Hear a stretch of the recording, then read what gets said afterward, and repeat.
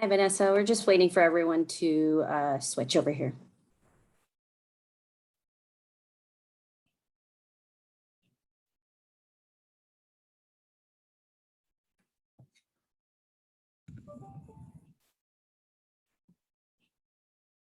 Hi, everyone. We're just waiting for our CARE Ecuador speakers to connect over here. And hi, Linda. It's good to see you.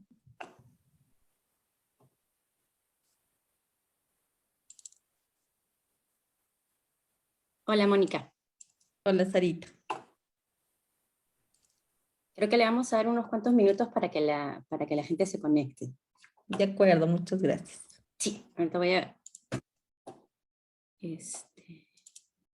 compartir la presentación.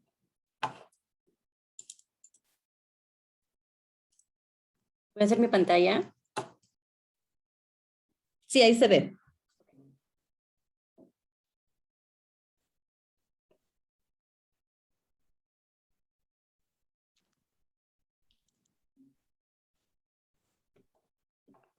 Hey everyone, we're just, again, giving a few minutes for everyone to connect and switch to the breakout groups.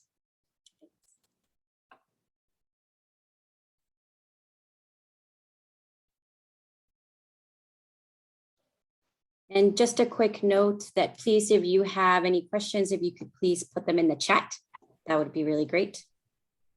As our colleague Andres will be answering these. Y Mónica, si puedes cambiar tu nombre, ¿te acuerdas cómo lo hicimos la última vez? Los 3 puntitos. Sí, de acuerdo, dame un segundito. Chévere, gracias.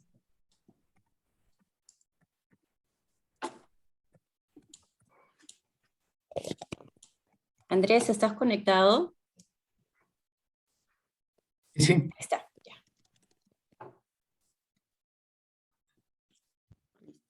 Everyone, again, we're just waiting a few more minutes and then we'll go ahead and start the presentation. Thank you.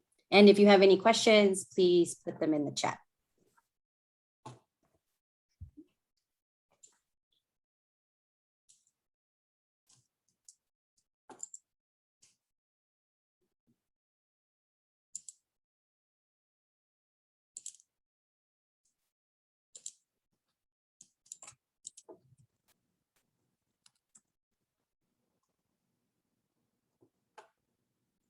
Okay, everyone, we're going to go ahead and get started. So welcome to our session on how we're engaging water utilities and conservation.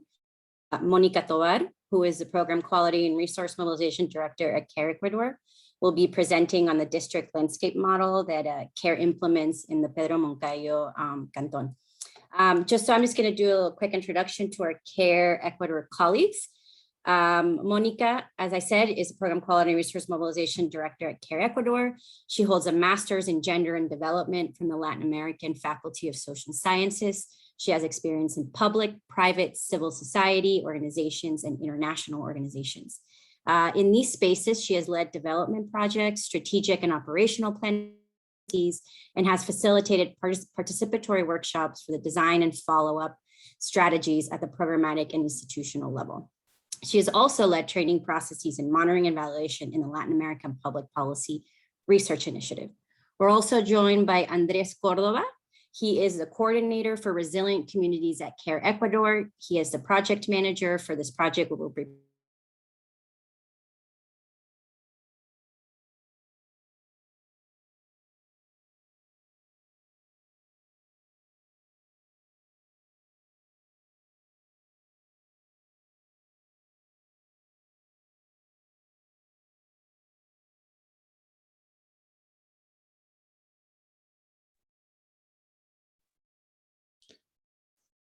Sarita, we can hear you. I don't know if it's just me. Yeah, no, it froze for me too. Give us a second, please.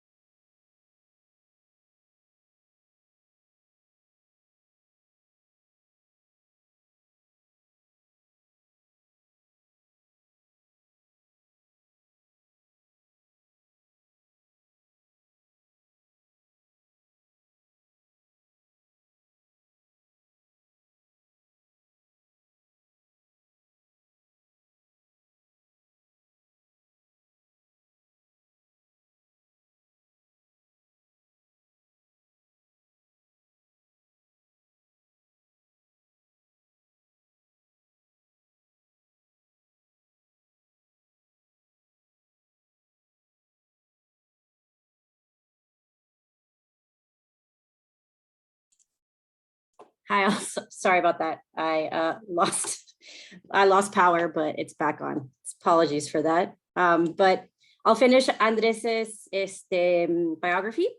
I think aside from that, he has experience in watershed management and the conservation and restoration of water resources and lake systems. And this includes capacity building of community stakeholders and local governments for the establishment of conservation-focused financial mechanisms and sustainable use areas. So with that, let me go ahead and reshare my screen. And Monica, go ahead. Thanks, Sarita, and thank you so much, everyone, for joining us. As Sarah said, we will share the model that engage water utilities and private sector in conservation. So, can you able to, okay, yes, it is the slide. So this initiative was implemented in Pedro Moncayo Canton. This location is in the north of the country, close to the capital, as I already tell you. And let me give you a general overview of this location. First, in this location, there are 30,000 inhabitants. Majority are in the rural sector. And regarding their education, the average schooling of people aged between and over is 7 years, below to the national average, which is 9 years. And the 10% of the population is illiterate.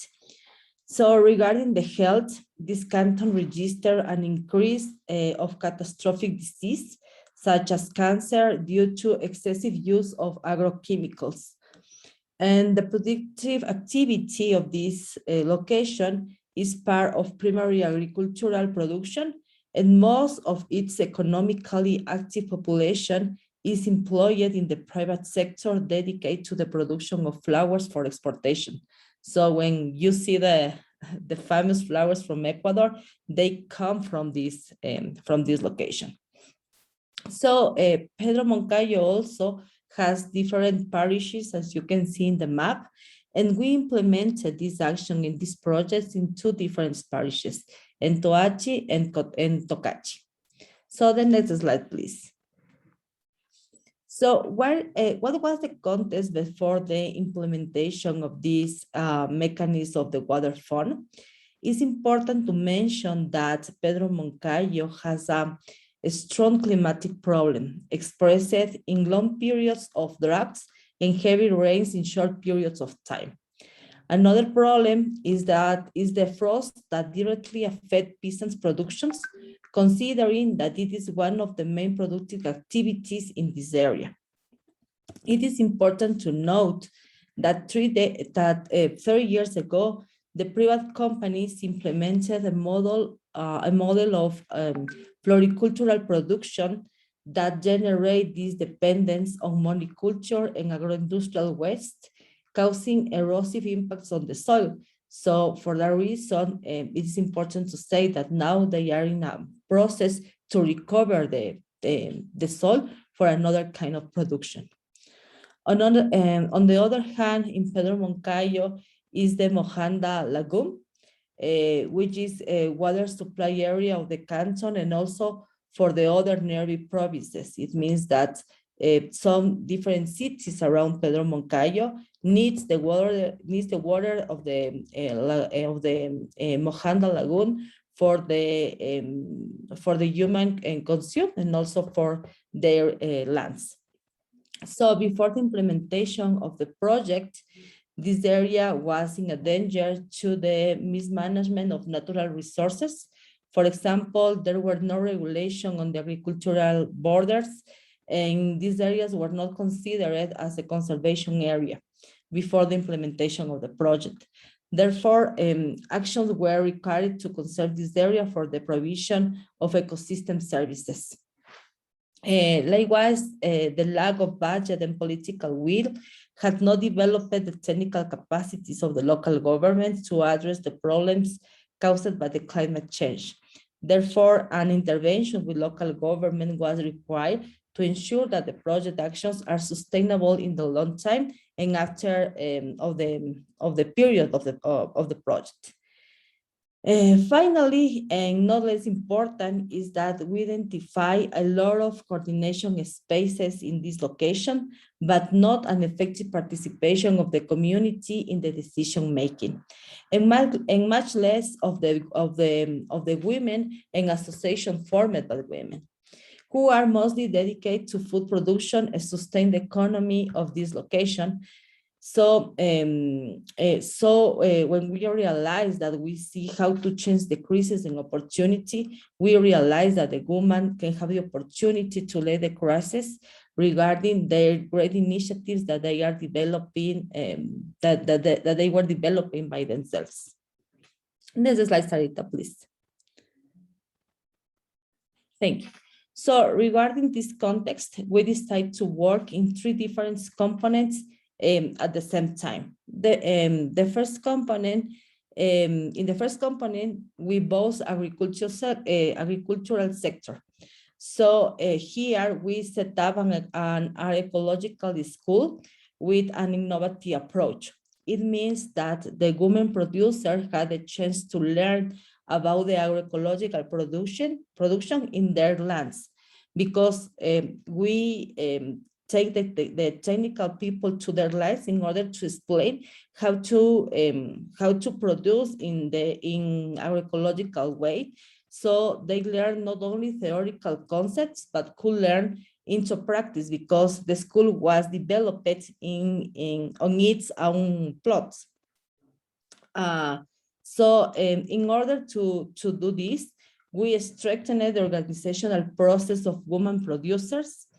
Likewise, based on an advocacy strategy, the women managed to certify this production through participatory warranty systems, which is the social certification that ensures that production meets agroecology standards and that they are free of chemical products and residues harmful to human health.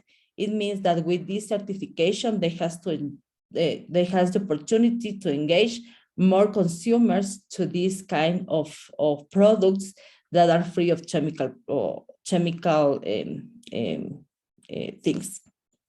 And finally, with the coordination work with the local government, the mayor of the city promote a public policy for the commercialization of agroecological products. So, for example, they opened different fairs in the location, and also the government provide technology so the producers can market their products through a web page that is located in the web page of the local government. So with that, they had the possibility, the human associations had the possibility to market their products not only in this location, but for example, they promote their products in the capital, and they make a lot of alliances. For example, with one university, they provide the products for the foods that the university produce for the students and teachers. And at the same time, the project carried out actions for the restoration of the ecosystems and paramours restorations. Around 600 hectares were recovered during this period, and the local government had to negotiate with the owners of the proprietors that are close to the agricultural border in order to delimit it, because unfortunately, the local government of these locations a lot of years ago decide to sell the lands that are around the agricultural border.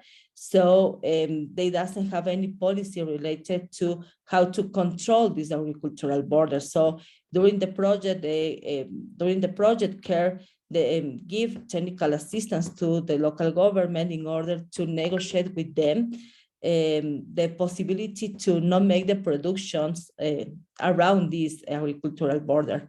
So the local government with this have the chance to issue local public policy to declare this Mojanda Lagoon as an area of conservation and sustainable use. And at the same time, the project worked with the communities, the project and the local government work with the communities to create an early warning system to prevent fires, because it was one of the huge problem also near the Paramo.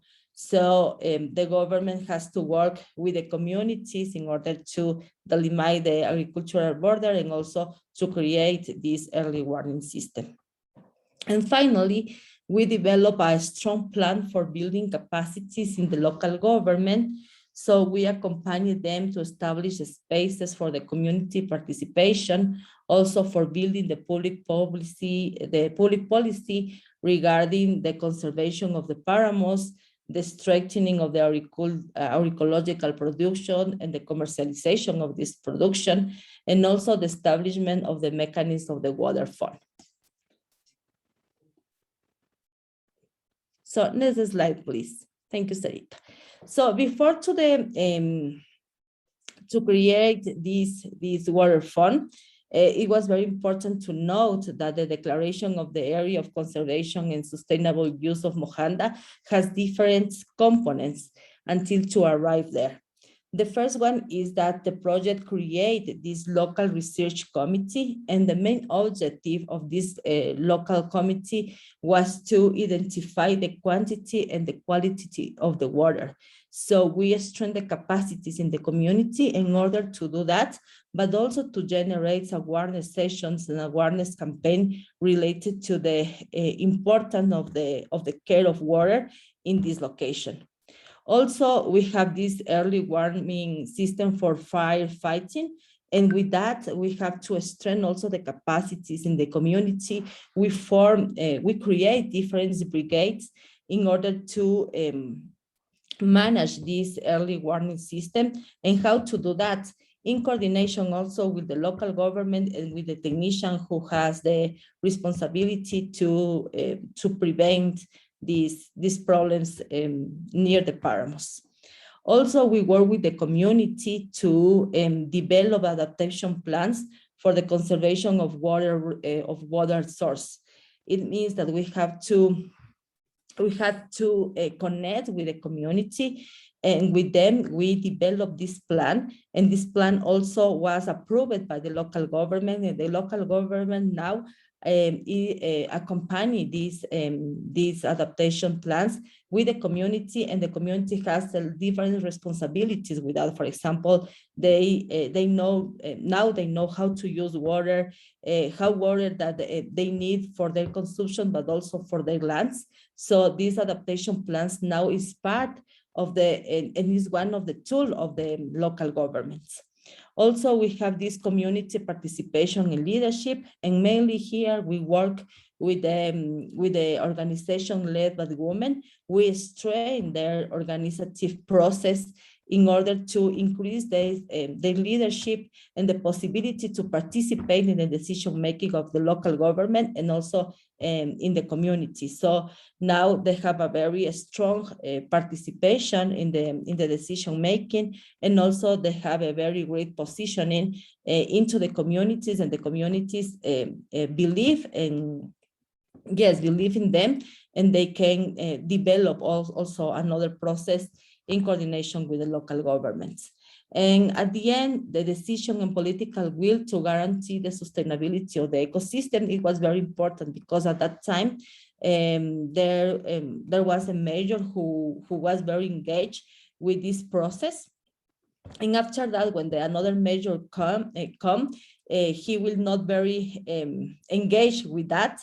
But at the end, he had the possibility to see the public policies, and he had the possibility to learn from the communities. And now he is very interested in continue with this process and continue with the adaptation plans and with the community participation. So we realize that when we make this process, this great process, no matter who is in the local government or who is leading the local government, the process is established in the community, and the community have the chance to advocate to continue this process, because they see the impact in their livelihoods and the impact of and the impact in their quality of life. The next one, Sarita, please. Thanks. So regarding all the components that the process has, the local government at that moment has the chance to establish the financial mechanism for water resource conservation. And this financial mechanism for water fund is based on local policy that support the conservation, restoration, monitoring, and quality of water source and water recharge area in vulnerable zones. It means that we generate all the, we generate the base to establish this financial mechanism for water resource. And the mechanism is that the local government has a very important role, but also they are working in coordination with the company that has the authority or the role of manage the water in that city. It is a public company, but before of the project, usually they doesn't have or they didn't have a good relation between the local government and this company. So the local government decided to establish this financial mechanism, and this company was very engaged also with the concept, with the model, and decide to be part also of this process. So the legal and regulatory support was this local public policy. Here in Ecuador, we call the ordinance, and it was the framework for this management model. And this company that managed the water in the location engaged to deliver the 5% of their revenues to the local governments in order to continue with this process and strengthen also these companies that I already explained you. So the idea is that this public water utility, thanks Sarita, this public water utility increase the percentage in a long period until to arrive at the 25% of the revenues for the local government and also for this process. It means for the conservation of Paramo, for the Mojanda Lagoon as a area of conservation, regarding also the promotion of the agroecological production. So all these revenues go to the local governments in order to make action regarding to that. And also this financial mechanism engage another companies that are operating in the location. For example, the companies that are producing the flowers, and they are engaged to give the 30% also of the revenues to the local government to guarantee the development of this location. So here we see that the key is the participation of female-led households in medium and small cities, because also they make a very strong advocate strategy to engage the local government, to engage this public water utility, and also they make a lot of advocacy also with this private sector that were producing the flowers. So the next one, Sarita, please.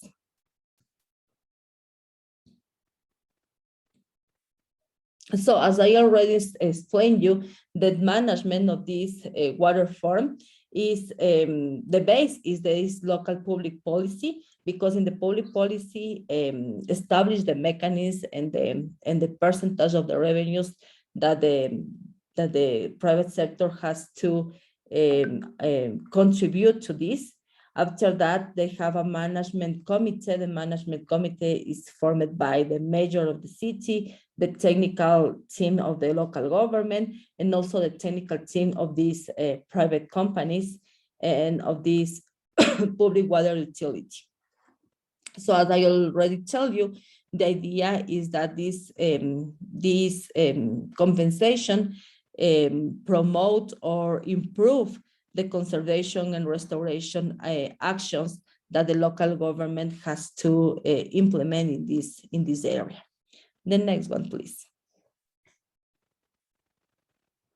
So what were the results of the large project? First, that we have the possibility to introduce this agroecology school, and more than 200 producers are part of this initiative now. And also with them, the local government has to create and update this local regulation from agroecologic and commercialization. And it is very important because now we are implementing this agroecology school in other cities in the country. Also, one important result was the declaration of conservation area of the Mojanda Lagoons, with 6,000 hectares under conservation and 160 hectares restored in water recharge zones. And also the possibility that create these capacities in the community in order to follow up the quality and the quantity of the waters in the location. Also, we have the chance to strengthen this women's role and their advocacy skills, and now they have a very important and real participation in the decision making with the local government. And the participatory public policy that delineate the conservation area and the water fund that involve the public utility, private sector, and the government. That is very important because it's the first city that have this kind of engagement, this kind of engagement in this location. So regarding the public utility, the result was that they contribute financially to compensation schemes to promote agroecological practices, also the conservation and restoration of water source as part of their district planning. And also with this, they have the capacity to develop technical studies report on the status of permanent and seasonal water source. And this is very important because with that, we have the chance to improve the capacities of the local government in order to accompany the communities, and also in order to establish programs that are located in this city and regarding the needs that the community has. The next one, Sarita, please. And finally, we have some key lessons learned. The first one is the important to establish a technical scientific baseline that support the local and territorial conservation process based on ecosystem functionality, restoration process, and landscape evaluation, all accompanied by the participatory and inclusive social process in all stages. It was very important because at the end of the project, we had a chance to see again this first baseline, and after that we see all the impact that we have not only in the local government, not only with this mechanism, but also in the lives of people who are in this area. The other lesson was the generate clear and participatory public policy tools, management models, and accountability process, the same ones that support and validate the financial conservation mechanism. And it is very important because with that, we have the possibility to engage different actors for the same purpose. The other one is the using a watershed approach, establish a parallel process for the conservation. The next, please. Thanks. For the conservation of water recharge areas with the participation of communities, institutional actors, social organizations, local governments, and private sector. It means that we generate a very integral and holistic project in order to include everyone in this, in this process, because as we can see, if the communities don't have the chance to participate, probably the local governments cannot deliver or cannot issue a local public policy regarding their needs, and also regarding of what, regarding the needs, the livelihoods, and the production of this area. And finally, they establish the participatory monitoring process that support the variability and characteristics of the water source that contribute to the water and sanitation system, will lead to academia and young women and men to meet the technological needs to the mission, report, and verify systems. And that is very important because also we create the capacities in the communities in order to, for example, follow up the quantity, the quality of the water, these early warning systems to avoid the fires. And those are very important because now the community is engaged and the community know how to address these issues and how to sensitize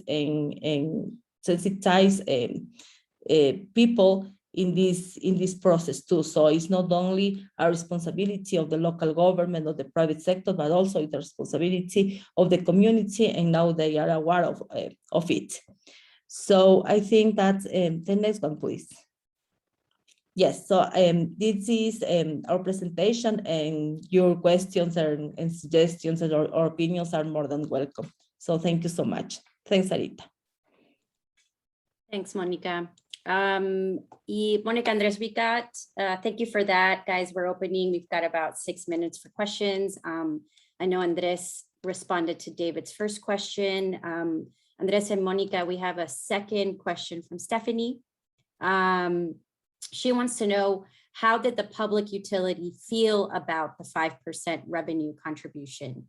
Did the utility perceive specific benefits of this contribution, or did this require negotiation? Y voy a pasar la pregunta en español también.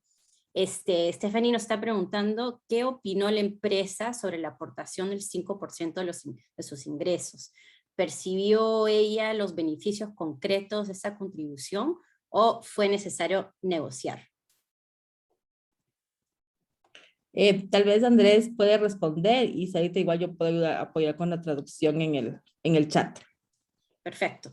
So everyone will have Andrés answer this in Spanish, and we will provide the translation in the chat. Thank you. Andrés?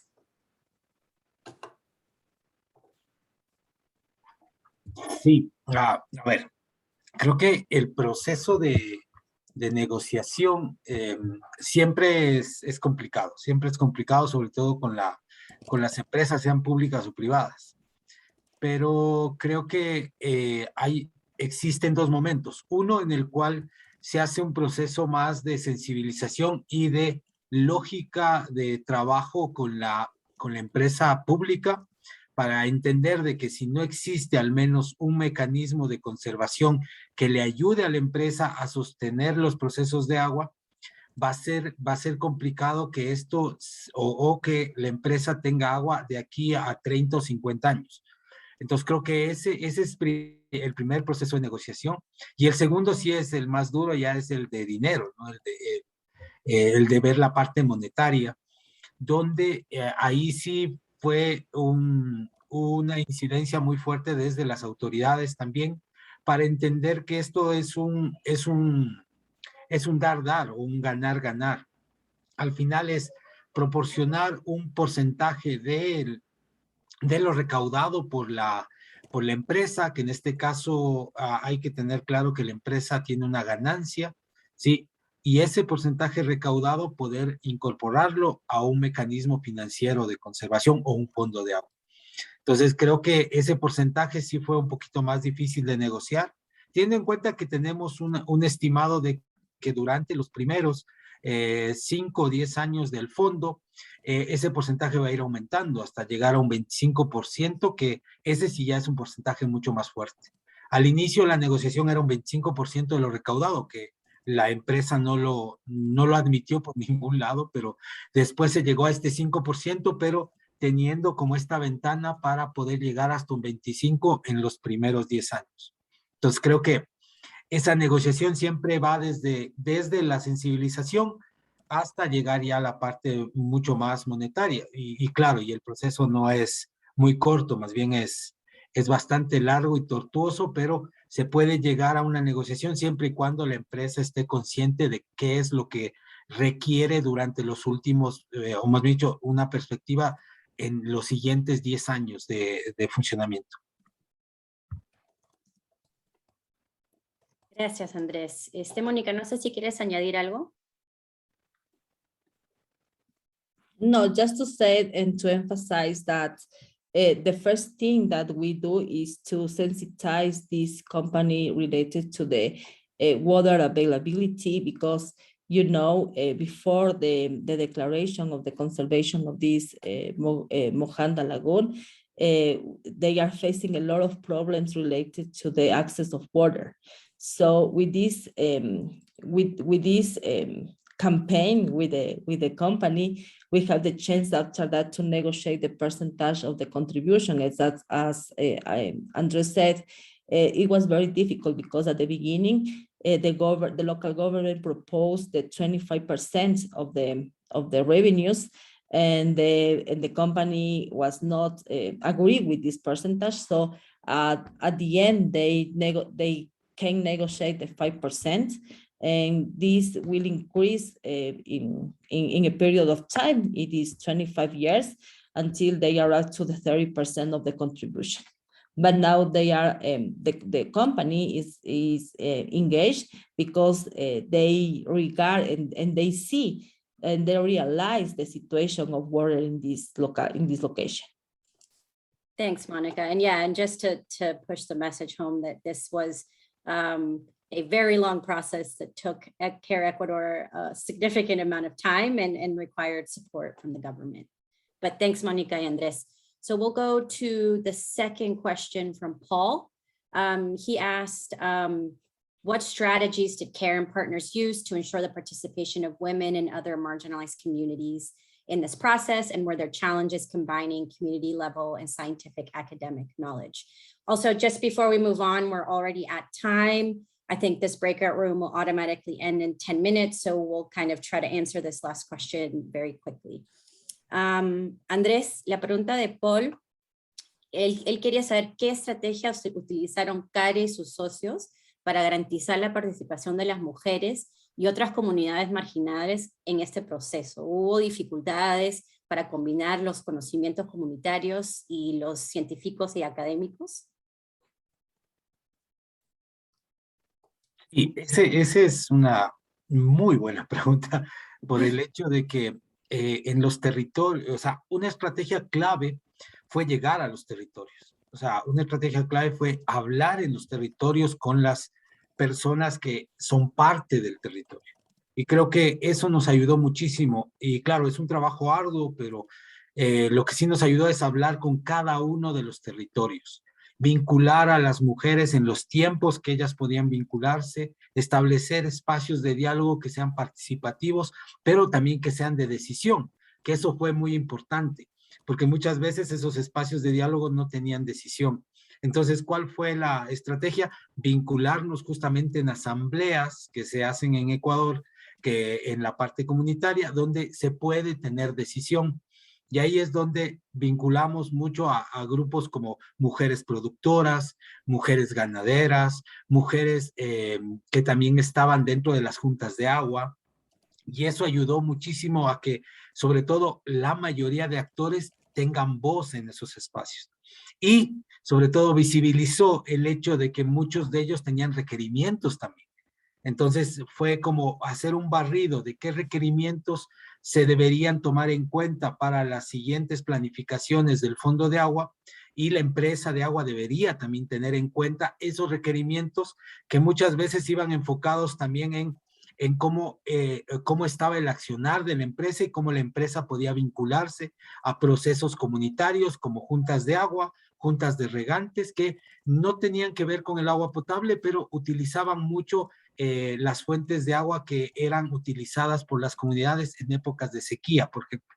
Entonces, sí fue como vincular eso. Y dentro de la lógica de los conocimientos comunitarios o ancestrales, pues súper interesante vincular espacios de investigación participativa, donde tuvimos al menos 5 comités de investigación que tenían una lógica de monitorear fuentes de agua, pero al mismo tiempo de reportar, y de reportar desde las conocimientos propios de las comuneras y comuneros, pero también desde la lógica de como es un proceso técnico que les pueda ayudar a sustentar eso. Creo que es un trabajo comunitario muy arduo para poder llegar a ese entendimiento que cada vez, o sea, no es que se ha cerrado el proceso sigue y sigue con espacios de diálogo y sigue, es un proceso dinámico. Y la empresa va a tener que seguir negociando siempre esos procesos, al igual que el gobierno local, para que el fondo, cuando se lo genera, es un fondo dinámico que va a seguir fluyendo y va a seguir madurando según vaya avanzando en el tiempo. Perfecto, gracias Andrés. Mónica, no sé si quieres añadir algo y después ya podemos cerrar la sesión. Yes, I want to know that one of the successful things that we have with the communities is that we have the chance to connect with the women association, because they have a very important concern regarding the production. So with the implementation of the agroecological school, we have the chance also to invite another women who were not part of any association or organizations. And with that,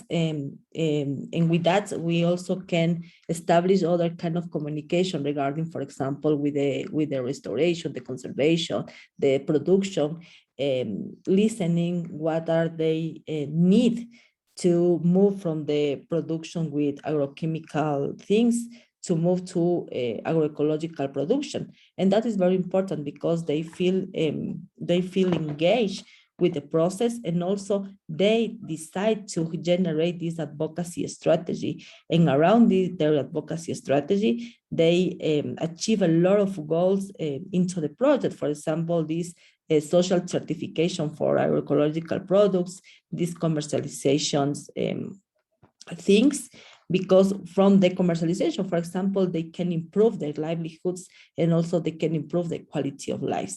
So it's important to show the possibilities and the impact that they will have if they involve in the decision making of the community and of the territory. Thanks, Monica, and thanks everyone for attending this session. Our experience in Pedro Moncayo, highlights the need for multi-sector and landscape approaches to improve sustainable access to water, to find ways to cooperate with public utilities, government and communities and private sectors, to protect and conserve the ecosystems that provide water to both upstream and downstream communities. Just wanted to also note that CARE is replicating this model in 2 additional provinces. So stay tuned for more information from us on how we scale this model. But thank you, everyone. Muchas gracias. Bye. Ciao. Thank you very much. Muchas gracias a todos y todas. Gracias, Mónica y Andrés y Sara. Thanks, Steph. Bye, Bye, guys. everyone.